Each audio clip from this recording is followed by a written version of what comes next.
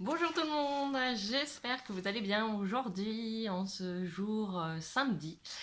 Samedi, donc le week-end pour certains, pour certaines, et d'autres peut-être travaillent comme moi. Aujourd'hui, je vais faire des massages avec grand plaisir d'aller faire du bien au monde qui m'attend.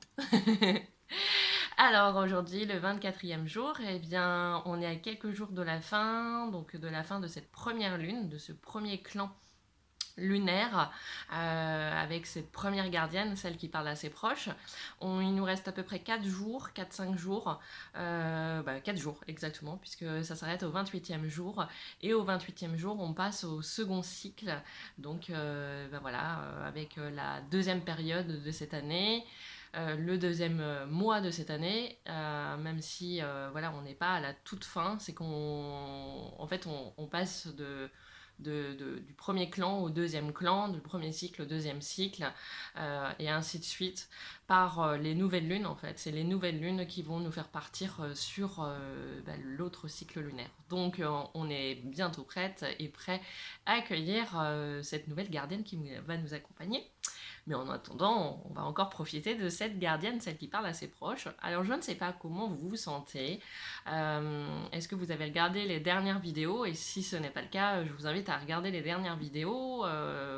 Vu qu'on est samedi, le week-end, je pensais à ça ce matin. Je me suis dit peut-être que ceux qui ont du retard, alors du retard, entre parenthèses, vous pouvez toutes les écouter les unes après les autres. Et puis ça vous permettra de faire du lien entre les différentes vidéos et de bien intégrer l'enseignement de ce mois-ci.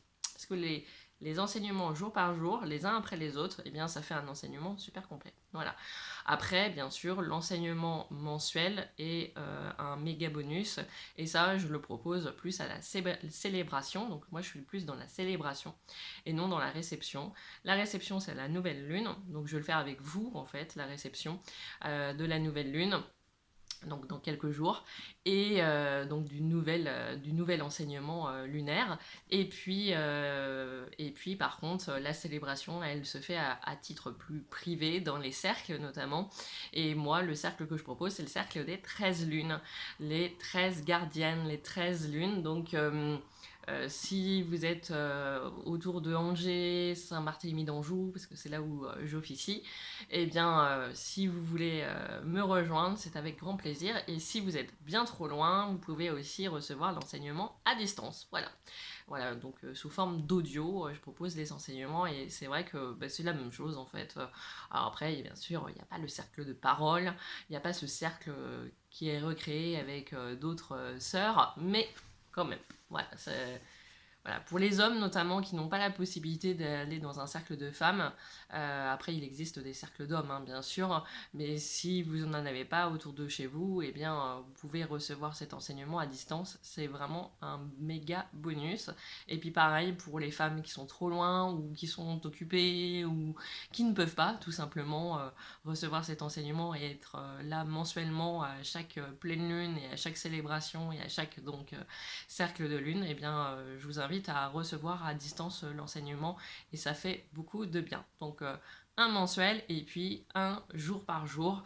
Et donc, le jour par jour vient compléter le mensuel, le gros package. Voilà.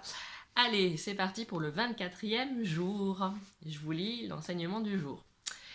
La couverture terrestre.